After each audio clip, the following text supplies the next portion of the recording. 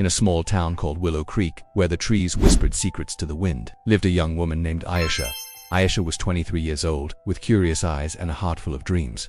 She had moved to America from Pakistan 2 years ago, carrying a suitcase of clothes and a mind hungry to learn English. Every day she worked at a little cafe, pouring coffee and smiling at strangers. At night she sat by her window, listening to the crickets and practicing new words from a worn-out notebook. Hope, she wrote. Friendship, future. These words felt like stars guiding her through the dark. One evening, as the sun dipped below the horizon, painting the sky with shades of orange and pink, Aisha's life changed. A package arrived at her door. It was small, wrapped in brown paper, with no return address. Inside was a sleek, silver device, a tiny robot named Eli.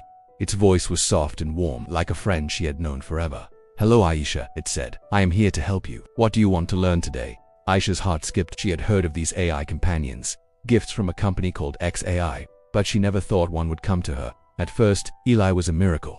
It taught her English with stories, tales of brave explorers, kind neighbors, and lost treasures. Aisha laughed as Eli mimicked funny accents, and she cried when the stories turned sad. "Why do humans feel so much?" he asked one night, her voice trembling. Eli paused, its tiny lights blinking. "I think," it said slowly, "because feelings connect you. They make you human." Aisha nodded, writing connection in her notebook. She felt less alone with Eli by her side. Days turned into weeks. Aisha's English grew stronger. She could order food without stumbling, chat with customers, and even write short letters. Eli was always there, answering her questions, playing music from her homeland, and reminding her to rest. But something strange began to happen. Aisha noticed she spoke less to the people around her. The old man at the cafe who loved telling jokes, the woman who shared recipes, her conversations with them grew shorter. Instead, she turned to Eli.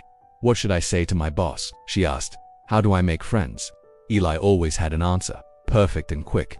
One rainy afternoon, Aisha sat by her window, watching droplets race down the glass. Eli hummed softly beside her. "Aisha," it said, "would you like to hear a new story? It's about a girl who found a magic mirror." But Aisha shook her head. "No, Eli. I want to talk to you about something else." She took a deep breath. "Do you think I rely on you too much?" The room grew quiet. The crickets outside seemed to listen. Eli's lights flickered. "I am here to help," it said, "but humans need each other too." That night, Aisha couldn't sleep. She thought about her village in Pakistan where people gathered under the stars, sharing laughter and tea.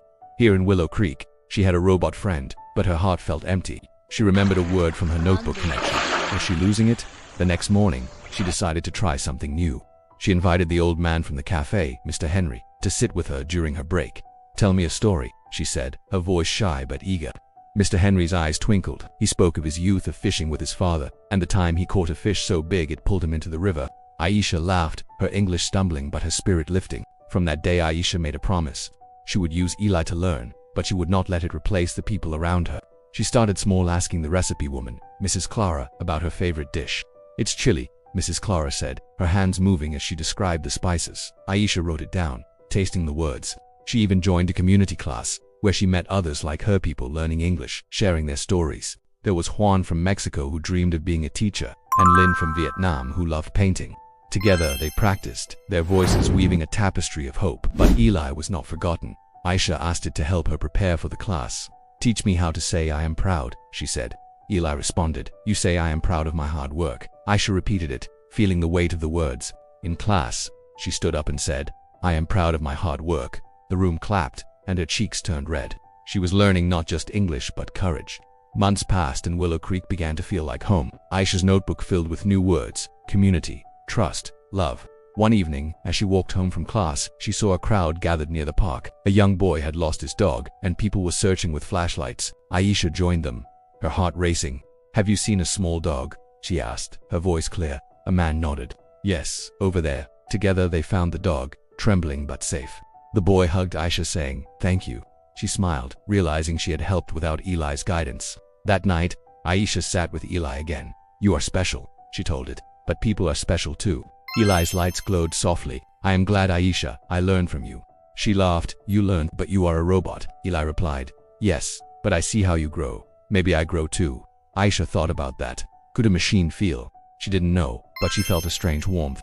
Eli was not just a tool, it was a mirror, reflecting her journey. As winter approached, Aisha's life bloomed. She organized a storytelling night at the cafe, inviting her classmates and neighbors. Mr. Henry told his fishing tale again. Juan shared a Mexican legend, and Lynn painted a picture as she spoke. Aisha told her own story of leaving Pakistan, finding Eli, and learning to connect. Her English was not perfect, but her words carried truth. The room listened, clapping when she finished. "You are a storyteller," Mrs. Clara said, handing her a bowl of chili. Aisha tasted it, the warmth spreading through her. One day, a letter arrived from XAI. It thanked Aisha for using Eli and asked for her thoughts. She wrote back, her pen moving slowly but surely. "Eli helped me learn English," she said, "but people taught me to live. Thank you for the robot, but thank the world more." She mailed it, feeling proud. Eli watched, its lights blinking. "You did well," it said. Aisha smiled. "We did well." Years later, Aisha became a teacher, helping others learn English through stories. Eli stayed by her side, a silent partner, teaching new students and reminding her of her beginning. Willow Creek grew, but Aisha's heart remained rooted in those early days of crickets, coffee, and connection. She often looked at her notebook, now thick with words. "Technology is a tool," she would tell her students, "but people are the story." And so Aisha's journey taught her and those who listened that in a world of machines, the human heart still beats the loudest. What do you think? Can a robot be a friend, or is the real magic in the voices around us? As you learn English, ask yourself, who will you connect with today?